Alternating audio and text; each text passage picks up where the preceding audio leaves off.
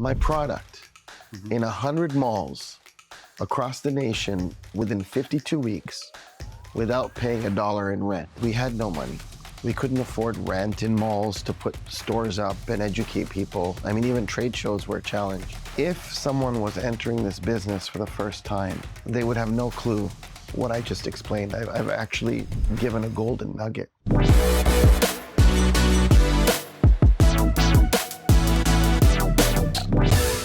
Thank you for coming, Riyaz. I know that you were traveling. How was India? India was amazing. It was 2 weeks of back-to-back-to-back, city to city to city. And it was very, very productive. I feel that anyone that's leading a company really needs to always be very aware of what's happening in every geography that they're running their business in. They have to be in tune with, their team, with what their customers are thinking and what the feedback of their consumers are. And so that was really the point of this trip, was to do that. And I got back this morning and kind of lost my voice, but I'm still very happy to be here with you. How you found the overall trip? I mean, people, what main scene you learned from that trip? I got to say that it is just so fulfilling to see the excitement amongst, first of all, obviously the team, extremely warm welcome, and a lot of amazing questions. It made me realize that the gap that we had during COVID really needed to be fulfilled. It needed to be closed. And I feel that I did that by going there. They got to, of course, we have Zoom and we have a chance to, talk in video conferencing and stuff, but it just isn't the same when you're there in body and flesh. And, taking them out for meals and just having natural conversations, of course, having questions and answers with our customer base and getting feedback on what they're loving and what they're not loving. And my overall experience was really fantastic. I know you took your daughter, Amana, with you. Why? What's the purpose? Why you did that? That was a business trip. Yeah, I think, one of the questions that they asked at the session was, how can I have a work-life balance? So how am I running, this company, which started in a city and now has gone like global, and at the same time, give time to the family. And this is how we do it, is that I feel that, and I spoke to Amana's school, and mutually felt that the experience and the learnings that she would get from joining me on a business trip would far outweigh the 2 weeks of school that she would miss. By the way, she was very, very attentive to getting her worksheets done. Oh. Yeah, from her teacher while she was on the plane. But I'll tell you something, is that, and I think that more entrepreneurs, more business leaders need to think that way, is you take a 9-year-old, a 10-year-old out on a business trip and get them to have the opportunity firsthand to see what those negotiations are looking like, to stand up and speak in front of a crowd of 100 people and gain the confidence to do that. This is a huge advantage. What do you think she'll learn from this? Well, she's, already becoming a little bit of a right hand. She's giving me some great observations of what she's seeing. And, there's such purity in a child. When a child is making observations and speaking, it's so unfiltered. And it's the honest truth of what they're seeing, and I think that the benefit that she gains from this is really knowing what her dad is doing day in and day out, appreciating sometimes why I'm not going to purchase what she wants because of all the effort that goes into it. Oh, but you're not buying what what she asked. She's learning the value of money, and she's Okay. learning the value of cash flow. What about their personal businesses, small businesses? Do they try to start there something small at house, by maybe they're playing games? like small entrepreneurs in your house. You have two daughters. What's the name of second one? Amara. So we have Amana, Amara, and Azhar.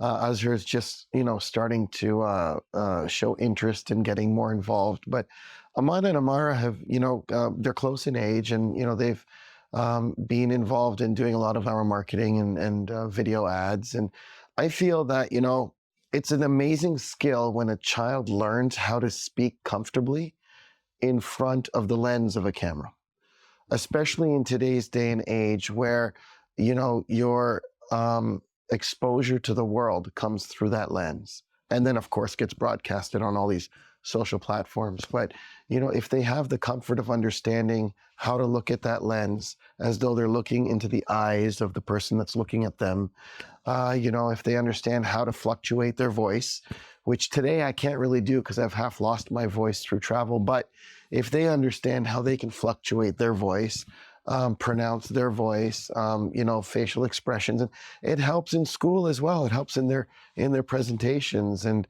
hopefully it'll help them in whatever career path they wish to pursue. This is really cool and amazing how your children participate in your business and how you teach them actually.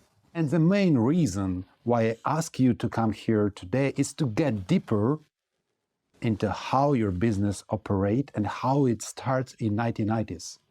You started a business that no one knew about. You had no money, you needed loans. How did you grow it into what it is today? Wow. You're right, is that when we start with a new product, it's not like we can look and see what a successful formula is and follow that formula. It's not like we can analyze a competitor's business plan and somehow duplicate it, because it really is spearheading a completely new product. And the biggest challenge was being able to get people to really understand what it was that we were offering. The way that we were able to do it, because we had no money. Yeah. We had taken loans. We couldn't afford rent in malls to put stores up and educate people. Even trade shows were a challenge. And what I had decided, in fact, I was advised to go into a mall and negotiate a specialty leasing manager. Yeah, I was told, go in, tell them that it's a brand new business and they should give you some sort of a concession or discount for a mall location. I said, I don't want to work for the mall. I don't want to set up a store where I'm there 10 to 10 and working for the mall and still paying a rent. That wasn't the right solution for me. Instead, what my solution was, and what I told my advisors, was that I guarantee them that I would have my product in 100 malls across the nation within 52 weeks without paying $1 in rent. And they thought I was joking. Yeah, it sounds like. Right, doesn't it? And what I did was I took my displays in a carrying case and I hit the ground running, and I drove from city to city to city. In some cases I would fly, and I would hit up all the shops that were in malls or that were in shopping centers that had high traffic. And I went to them with my case and I pulled out my product. And the first thing I asked them was, what do you think of this? And I would watch their reaction. Most people don't want solicitors. They don't want people walking into their store during business hours trying to sell them something. So if they were not excited to see me and they wanted me to leave, I knew that they weren't someone I wanted to partner with. But if someone saw the product and immediately any thought of solicitation was completely just thrown out, and they looked at the product and were like, wow, how do you do that? What is it? Can I see it? Okay. Oh, that's so beautiful. That's so cute. Or immediately I said, there's potential here for this person, given their level of excitement, to want to sell my product. Oh. And so the answer really was distribution. The key word was distribution, was what I needed to do in order to achieve that goal of 100 locations selling my product was to gain distribution.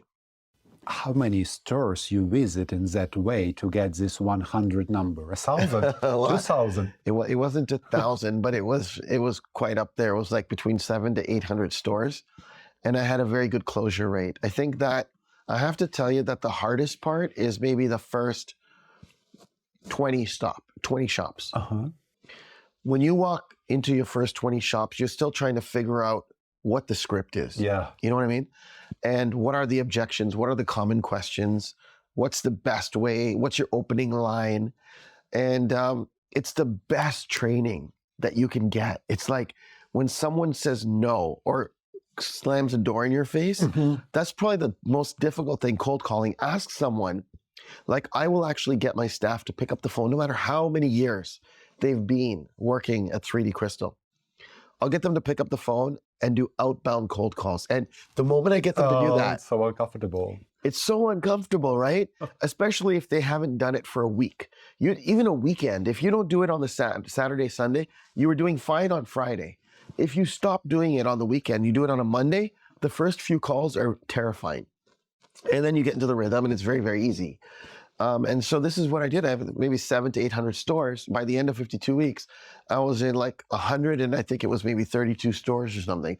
And we had great distribution across the country in many states selling the product. So that's how I did it. I had no rent. I paid no rent.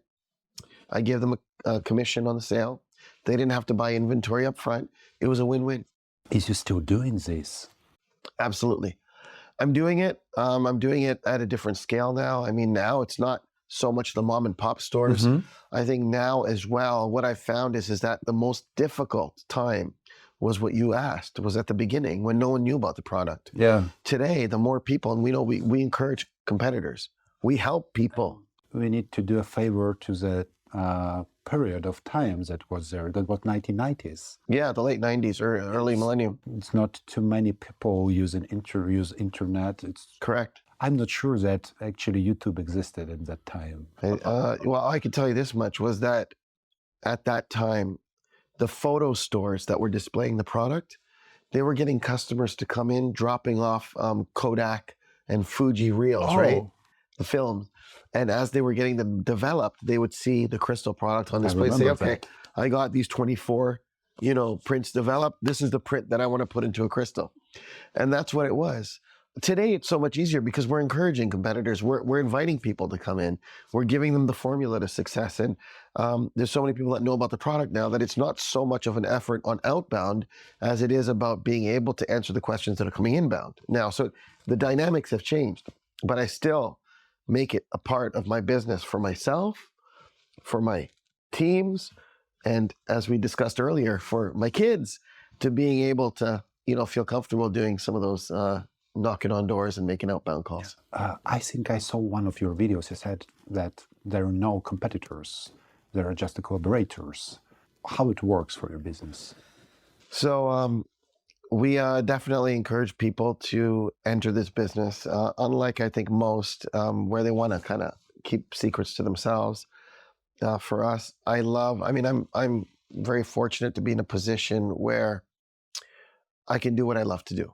And what I love to do is educate and teach, whether it's teaching parts of Photoshop, whether it's teaching Cockpit 3D, which is our conversion software, how to use lasers, how to fix lasers, I love it. And I love to teach business. I love to teach sales. I love sales and marketing. And so when I'm able to do that with someone that wants to sell any product, in this case, we're talking about 3D Crystal, what motivates me? What am I excited about? I'm excited when they send me photos of receipts for the large transactions they've done. I'm like, bravo, well done. Did you encourage them somehow to send you these photos? I do. I always encourage them to send to the Dropbox or send it to our team and let us know how well they're doing, ask us questions, share their success stories, share their failures. Now we've started, live trainings on YouTube for people to attend and ask their questions live. And, this is really stuff that I enjoy doing. And as far as competitors are concerned, look, I always say that when we started, there was very few gunning it. There was us here in North America. There was the Europeans, all gunning towards this goal of subsurface engraving with consumer photos in crystal. Today, if you want to be number one, you got to have a number two and a number three. So you want a competitor. You want the competitor. You want that second. I couldn't say I'm in first place if I didn't have someone being second and third. And I'm flattered when people are entering and attempting to, achieve what we've achieved. I say bravo. I say well done. I mean, that makes me feel good. I'm flattered. But at the same time, I want people to innovate. I love innovation. Riyaz, that was super nice. But you know what I did? Before I asked you to come here today, I did a research and I asked people to write the questions that they would like to know about you, your business. Here I have 5 winners. Okay. The question number 1, what advice would you give to someone who wants to do the same if they're starting today? Well, I would say if I just look back to exactly what I did, I would say, what was the key word I told you? Distribution. So distribution means that they should be ready to go out there and try and find as many points that they can to sell their product. And again, this is very general. It doesn't necessarily need to be a 3D crystal product. In my world, it was 3D crystal. If they're selling any other product, whether it's promotional shirts or hats or pens or mugs or whatever it is, they need to find distribution, get as many locations agreeing to sell their product on their behalf where they have a collaboration. And on every sale, the person that's selling it gets a kickback. And of course, they are making money fulfilling the order as well. I would say that they need to focus on multiple verticals. So don't rely on just one stream or one solution of revenue. All too often, I find people entering the business doing extremely well at a particular retail location. Okay. And so they become a shopkeeper at that retail location. They forget to keep the hat of the entrepreneur and the business owner on their head. They're not a shopkeeper. They are an entrepreneur and a business owner. What that means is that if that shop has done well, start thinking very quickly on scaling to shop number 2, shop number 3, 4, and 5. Multiple verticals also means different sorts of ways of generating revenue. So mall retail is one. Mm-hmm. It might also be focusing on different venues like funeral homes or pet stores or even non-traditional forms. Like I had one business owner that went to salons and put the product on display there. And of course, they were questioned, what does a salon have to do with a 3D crystal? And well, think about it. At a salon, you have a captivated audience. Many times it's women that are getting their hair colored, that are sitting there for 1 hour. Watching at the crystal. Yeah, and looking at the crystal. And it's a perfect opportunity for the salon owner to sell it. Not only that, is why are they getting their hair done? Well, there must be some event happening or something coming up that they need a customized or a personal, a unique gift for. And so just, get very creative. So distribution, multiple verticals, right? And I would say that, the other thing is what we talked about earlier is get very comfortable with your outbound and make sure that you have very good follow-up. Because most people, they will try outbound and they'll say, it failed. I did it for a week. I made all these calls and they failed. But what they're not good at is following up, because out of all the calls they made, maybe there was actually a few that were interested and that there was a follow-up call that needed to happen or a follow-up email, and it never happened. And very rarely are you going to have someone pick up the phone and be extremely excited about the fact that you just interrupted their day, of which they have minimum hours, right? It was an unscheduled call. So following up, building that relationship, it takes time. But many times, look, I think a lot of people have heard the story that I've said, where when I approached the CN Tower, I approached them originally in 2003. I ended up getting listed in 2011. Mm-hmm. That was ongoing follow-up, respectful follow-up, but ongoing follow-up. So that's the advice I'd give.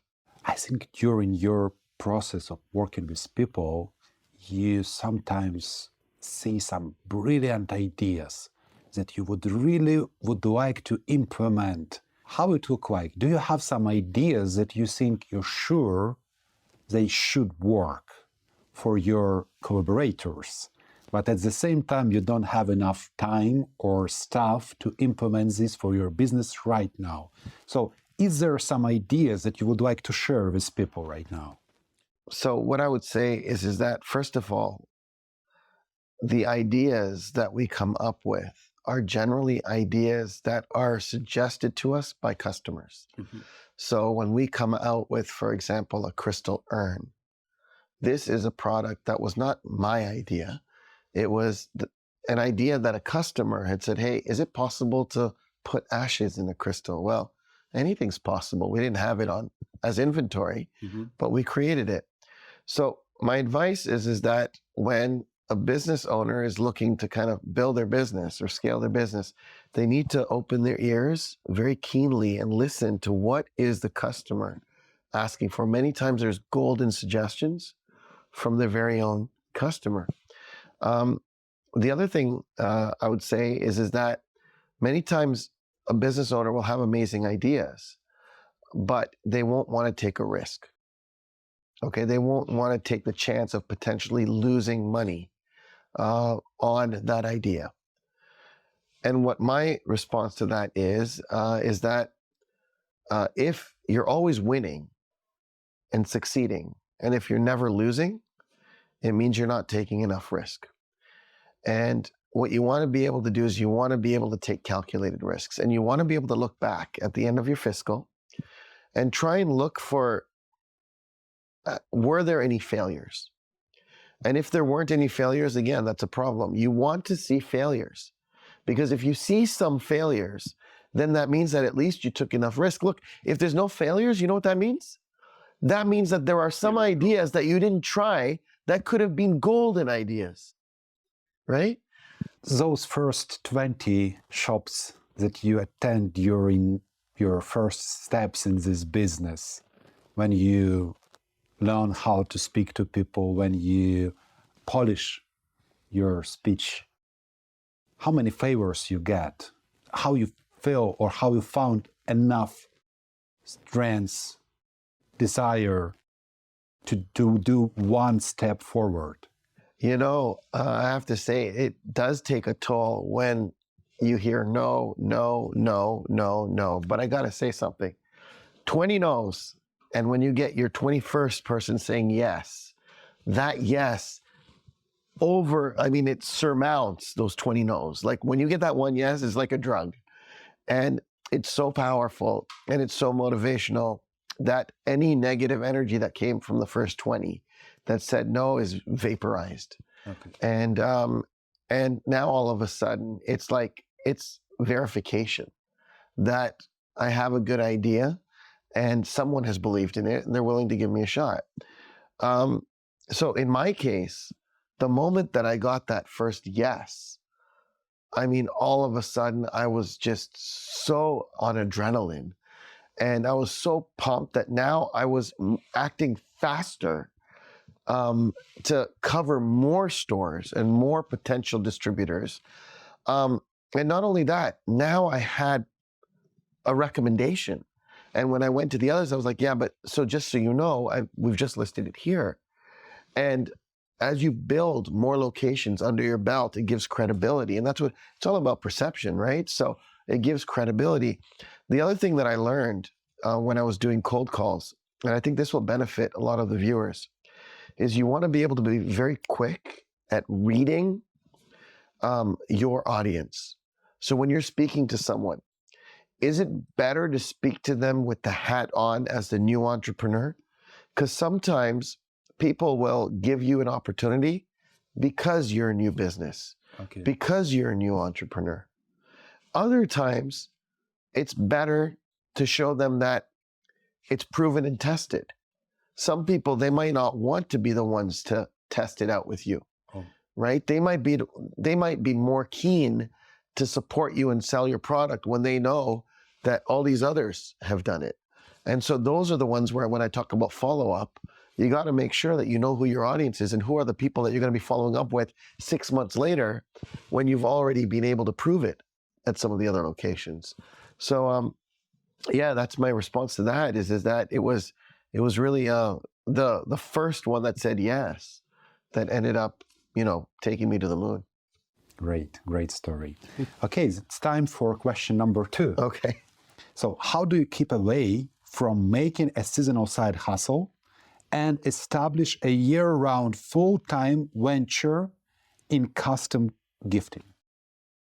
Now, this is really based on what the objective of the new entrepreneur is. So if their objective is for it to be a side hustle and a hobby parallel to their full-time job, then there is nothing for me to stop them from keeping it a side hustle. Mm-hmm. It's fine. But many times people want to enter this business and they want to sell huge volume and they want it to be their full-time gig. And in order to do that, because it is a gifting product, so you see spikes, right? You see spikes when it's Valentine's Day. You see spikes when it's Mother's Day or Father's Day or Christmas. Yeah. So in that case, what has to happen is you're always going to see spikes at those particular functions or times a year. What you want is you want to be able to understand, how do I increase my base? So if my base, what do I mean by base? By base, I mean my volume of sales in January, February, March, April, May, you've got Mother's Day. December, you've got Christmas, okay? So if my base is here, let's just talk Christmas.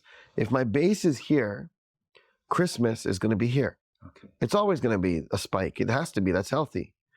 In any industry, even if you're in travel or hospitality, when you fly, the airlines are booked in December. It's always the hotels are booked. They're overpriced. You want to go to Disney in December, you're going to be waiting in line for 3 hours. What's right? the difference in percentage? Right. So what happens is there's a huge difference in percentage. And what you're going to see is that you've got your base here and your spike here. Now, in order for this to be a full-time gig and not a seasonal business, mm-hmm. you want to make sure that your base, what you're doing January to November, is enough that it supports not only your expenses, but generates you profit so that you're up here. Because before we were down here with our base, January to November, and our Christmas was here. You take your base up January to November, it means your Christmas is now up here. So now your revenue is that much higher. And the revenue is that much higher. Your customer base is that much higher. The more customers you have January to November, the more orders you're going to have in December. Okay. Because you're remarketing to all those customers as well. So in order to keep it from being a side hustle or a hobby, you want to make sure you're focusing on your base. You also want to make sure that you're setting healthy targets. So what do I mean by this? Is that, first of all, don't be too conservative. If you're doing X, you have to decide that next year, is my goal 2X? Is my goal 3X? Am I looking to quadruple? Now, people will say, yeah, well, okay, in that case, I'm just going to say I want to do 20X. Yeah. I want to do 100X. Yeah. So my point is that you have to make sure you're realistic and you have to make sure that you've got what I call building blocks mm-hmm. in order to achieve what your target is. You can't just say 100X if you don't have building blocks to achieve 100X. You might not even have the capacity, the inventory, the infrastructure to handle 100X. So it doesn't make sense to say that. But what is that factor that you're going to aim for? And then what are the building blocks that you're going to put in place to get there? So the question is, what are building blocks? So building blocks are the business plans that you have for each part that is going to, when you add it up, the summation helps you hit the target. Mm-hmm. Okay? It might be the rollout of a new product. It might be introduction of your product to a new partner. And when you have these additional revenue streams, sources of revenue, that is what then contributes to your growth the following year. So set very, very healthy targets. Make sure that you've got great building blocks for those targets. And remember, when you aim high and you fall short, you're still a lot higher than if you aimed low to begin with. Okay, great, Riyaz. Question number 3. Are you ready, guys, for that? How do you feel about your competitors, and why do you share so many insights and information? Does that cannibalize your business? So, Victor, first of all, this is probably the most common question that comes through because it is counterintuitive to anyone wanting to share. Most people want to keep their secrets to themselves, especially in business, right? Because they don't want, as you said, to cannibalize their business. The answer to this question is that my first motivator is not revenue.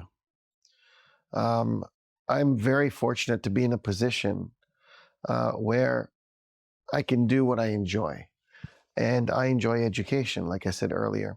So I had made the decision that I would encourage people to get into this business, and I would share the mistakes I made, what worked and what didn't, so other people wouldn't fall into that same trap and get caught in the same vacuum and wasted time.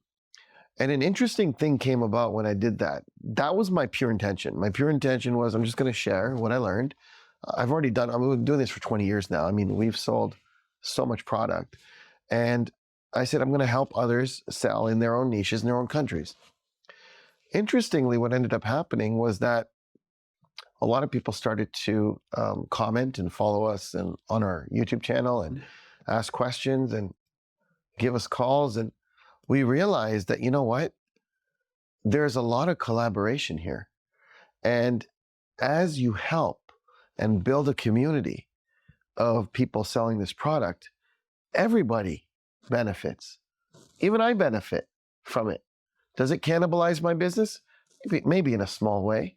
But overall, we're all growing. Our goal is not to monopolize the industry. Our goal is not to win so that someone else loses. Our goal is to increase market share, is to grow the industry of subsurface laser engraving. And the way I could best explain it is that when the tide comes in, all boats rise. And if everybody, I mean, of course, it just depends how big your boat's going to be, right? So we all want a bigger boat, but really all of us are going to rise. And so, that's essentially the way that I treat this. Maybe some people won't believe that you're doing it just for fun, or you would like to share all this information. What I know about your business, that you have different options for collaboration with those businesses who sell the same product. So could you please tell us, the people who are watching this video right now, what type of collaboration you mean and why it's so important for you to grow their businesses, not just yours as well? Yeah, sure, absolutely. So first of all, what we're offering is education, free education.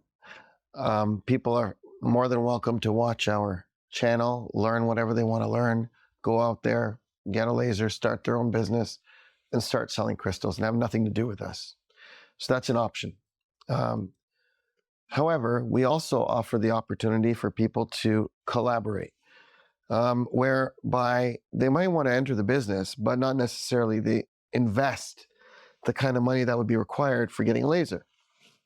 So in that scenario, you say, okay, if that's the case, go ahead, start your business. And as you sell product, we will print your crystals for you at a significantly discounted price. Again, it's their choice if they wish to do it or not. Of course, I'm happy if they decide to order from us, but it's completely their choice. Beyond that, if they do extremely well and they're selling very, very high volume, in some cases, they like to stay exactly as it is, status quo, continue having orders funnel to the laser hub, have the laser hub print, they're hands off because they're marketing people. They want to scale, they want to focus on marketing. But then you have others that they tick by manufacturing. They want to, that's what makes them tick, is they want to kind of do everything in-house. Yeah. So in that scenario, we say, all right, just let us know. Okay. If you want to produce yourself, then we can provide you with software, Cockpit 3D, Yeah. and that'll be a solution for them to then produce themselves. So someone gives them a photo, now they'll have a solution to being able to convert that photo to 3D and utilize their own laser to print it, ship it to the customer, and run it as their own business. The other key thing is that I want to make clear that it really is truly an effort for them to be an entrepreneur and grow their own business, not necessarily run a franchise. So we're not here in the business of focused on selling lasers, and we're not in the business of selling franchises. If someone wants to run their own business and have us print, they're doing it under their own business name. They own that customer, and they're not exclusive to certain pricing or exclusive to only holding certain product lines. No, that would be a franchise, and that's not what we do. We're telling them, run it like it's your company. You run it. We're just here to support you as a hidden manufacturer, white labeled, whatever you want to call it. No one needs to know about us. We're going to print for you. Okay. And it seems to have resonated quite well with the world. I know that you're also running a team of 3D artists. Could you disclose your information about this as well? Yeah, so, we started with 3 3D artists many, many years ago, modeling for us to produce a few crystals that we were selling at the time. And what I realized was my hometown, I'm originally from India, and what I realized was that there was a need in the world for people to have low-cost solutions for having photos made to 3D. They didn't want to spend, they couldn't spend $50 an hour, $80 an hour. Today it's $120 an hour on a 3D artist because the customer wouldn't spend that amount of money for a 3D crystal if it costed that much. So on the other hand, back home, we had many students that were aching for the opportunity to be trained and to have talent just to put food on the table. Okay. And so what we did was, that's where I just came back from today. Of course, when I was there at the beginning, there was only 3. Today, we're at a few hundred. And what's happening is... Few hundred? Yeah, few hundred.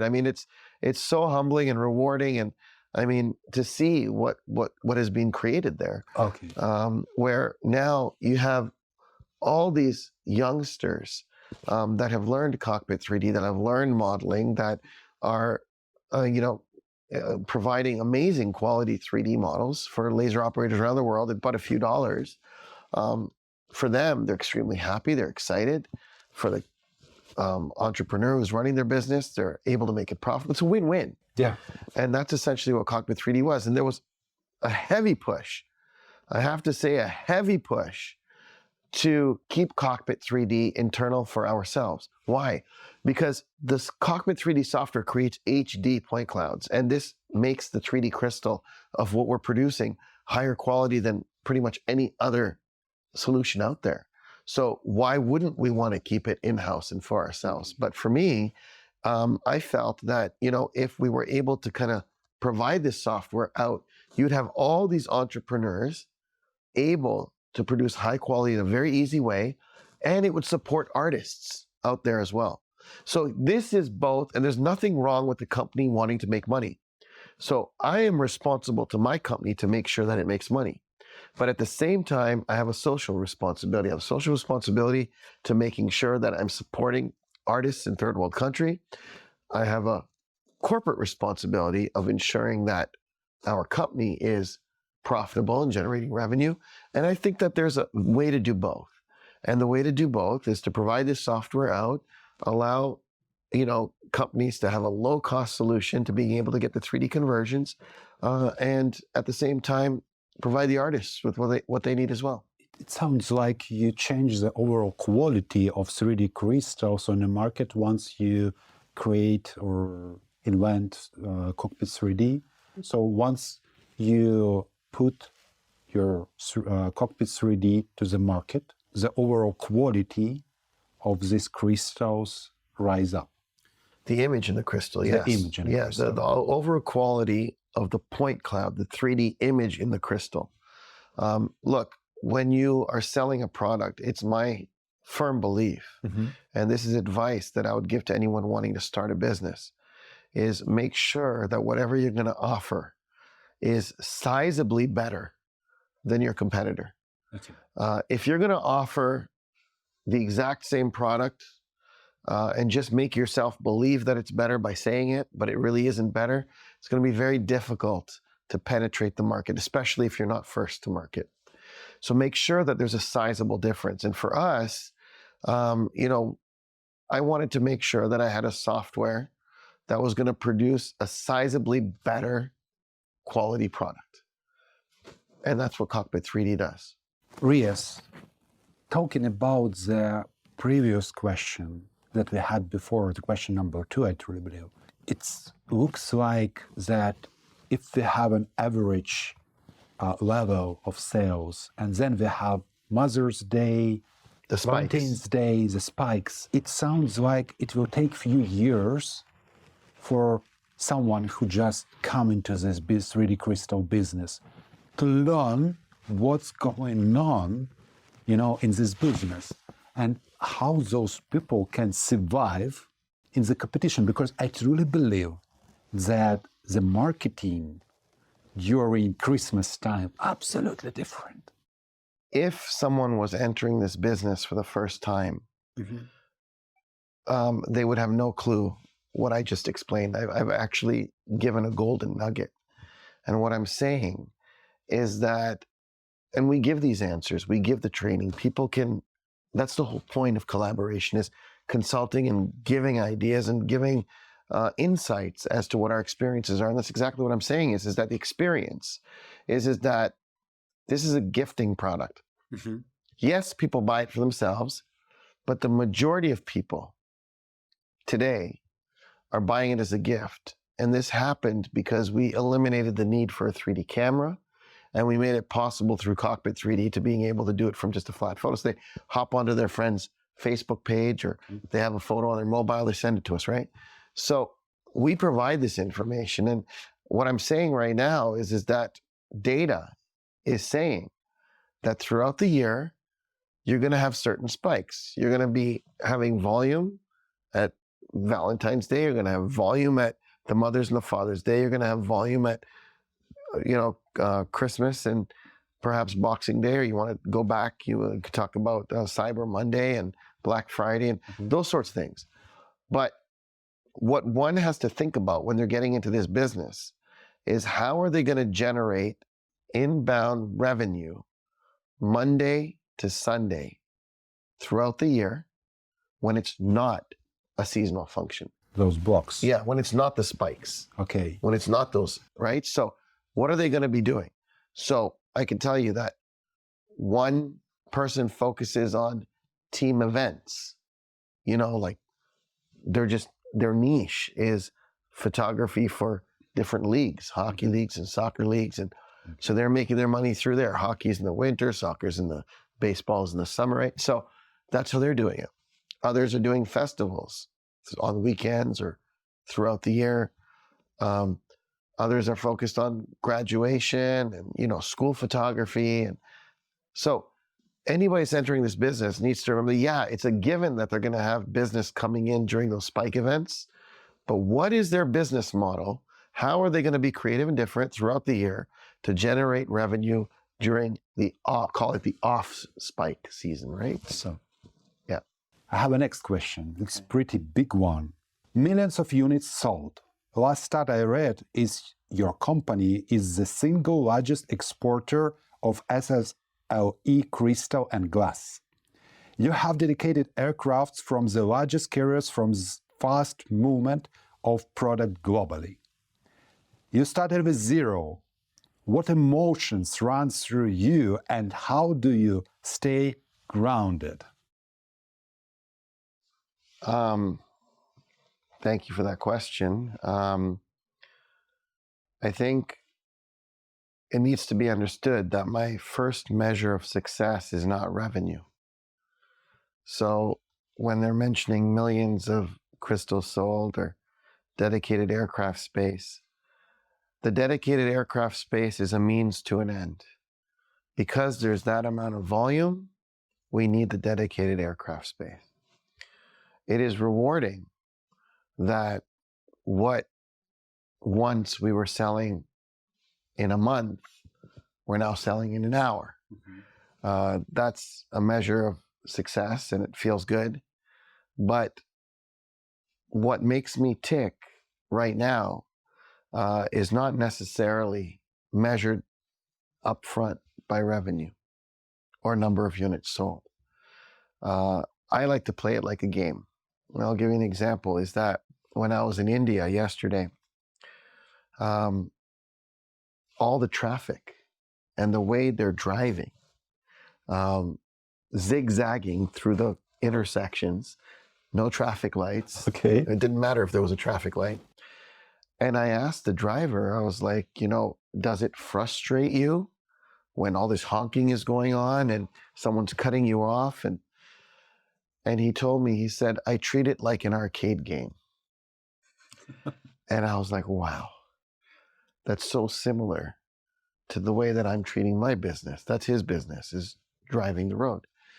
And to me, I'm treating it like a game. And so I'm motivated by closing deals.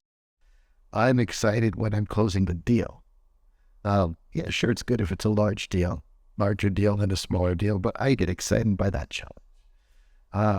And when I close the deal, all of a sudden I'm winning the game.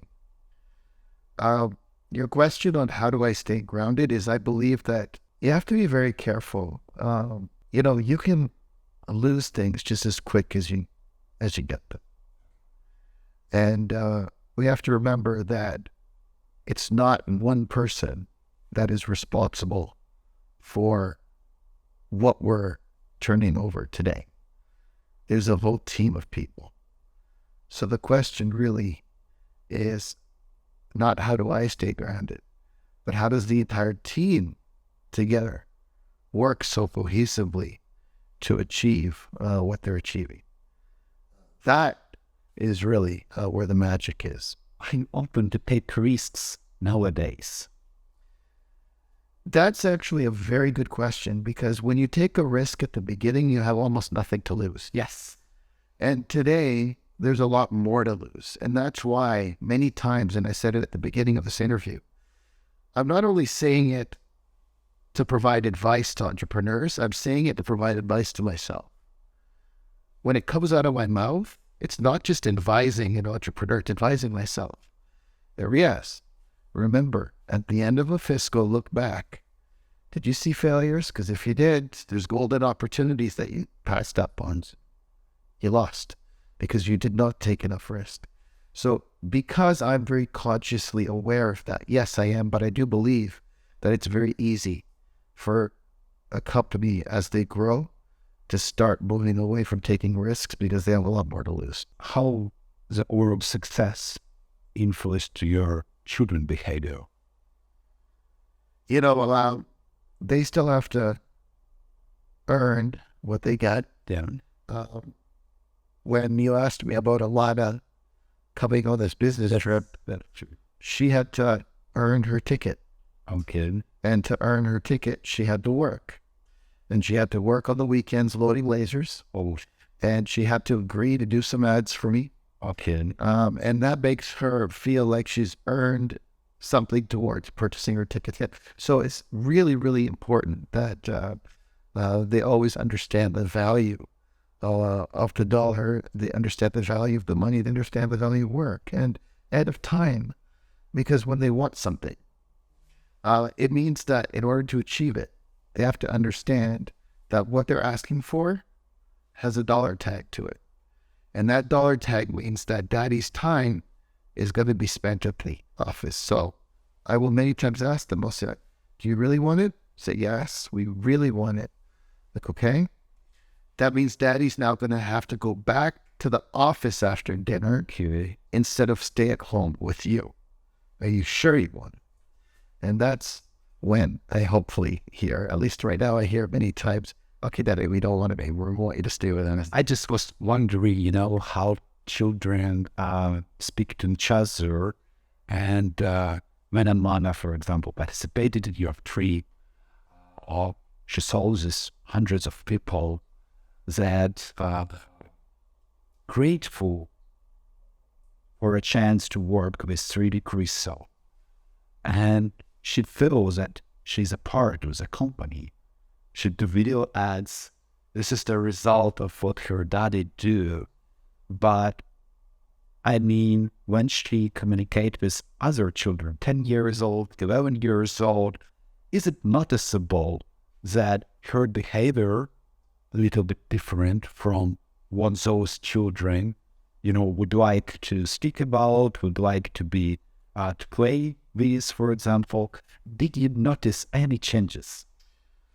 Her conversations are richer for sure because of the experience that she's getting.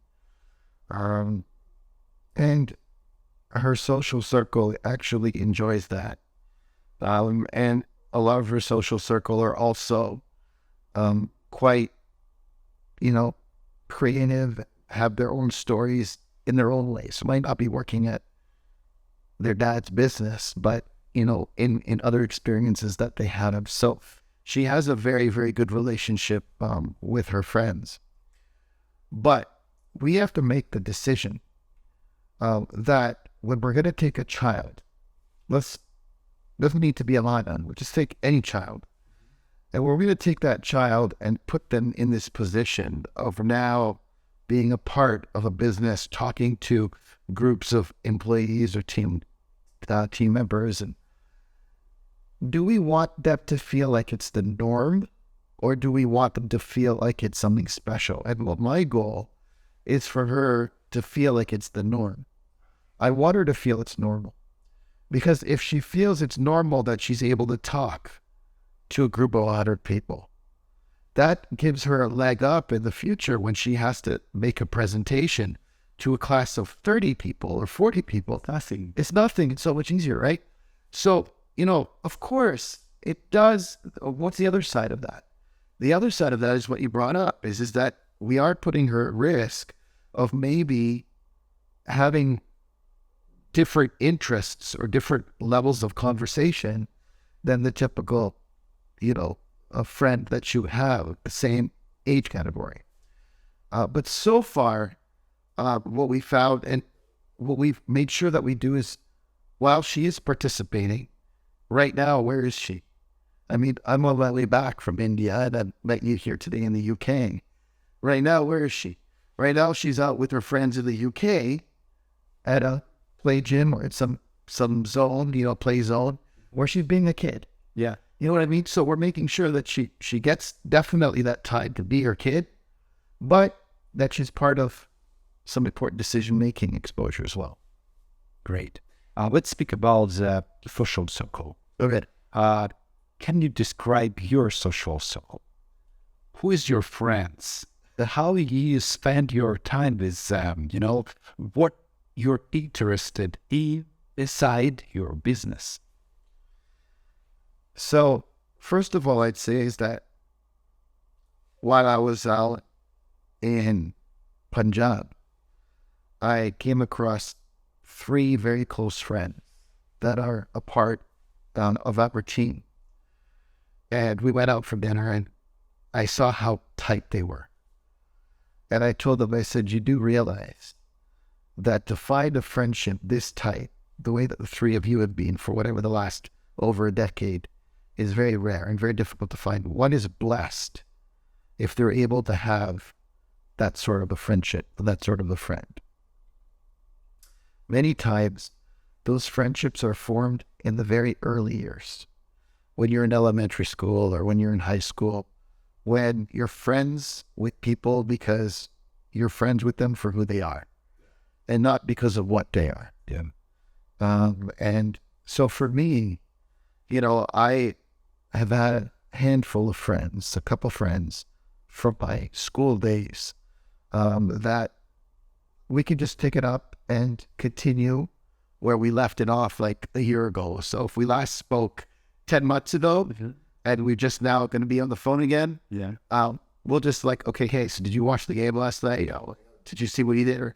And we just pick it up as though it's all like, oh, so how's life and how have you gone? It's none of the formalities. Yeah, what's up? And so that's the kind of friendship where you feel just so yourself.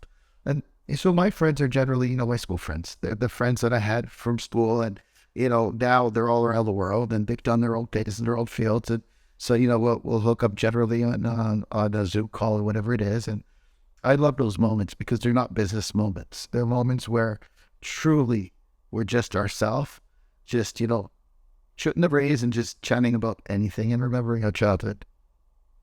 And Birmingham. And what about Canada? In Canada, you have not your friends. In Canada, it's probably not the friends from India. Yeah. So I studied in Canada. So the friends that I'm talking to you about are actually from Canada. Of course, now some of them aren't in Canada anymore. Some have gone to America and so we're in South America. But the ones that are in Canada will generally make a point to meet every now and again. I've got a couple friends from our college years when we were in university, and we'll touch base now and again. Of course, reminisce on our days getting our homework done late at night, and it's just like anybody else, like any common other person, and we're all human at the end of the day, and we have those relationships that make us feel very comfortable and allow us to be who we are. Riyaz, I've heard your quote, competition is healthy, collaboration is healthier. Where is that come from? Where does the quote come from? Yeah. Competition is healthy, collaboration is healthier is a quote that I came up with when my producer had asked me to summarize what my philosophy was in my business. And I thought that one through quite a bit. At the end of the day, I summed up what I lived and breathed every day, which was that I firmly believe that competition is healthy, but when we work together to help each other out, to provide learnings to each other and to collaborate, it actually ends up being healthier. So competition is healthy, but collaboration, my friend, is most certainly healthier. Riyaz, thank you very much for this interview. I know that you just came up from India, but you still find time to share all these powerful thoughts, ideas, information. I really grateful for that. Victor, it's always a pleasure to sit down with you. I enjoyed it, and I enjoyed the questions as well. My pleasure. All right.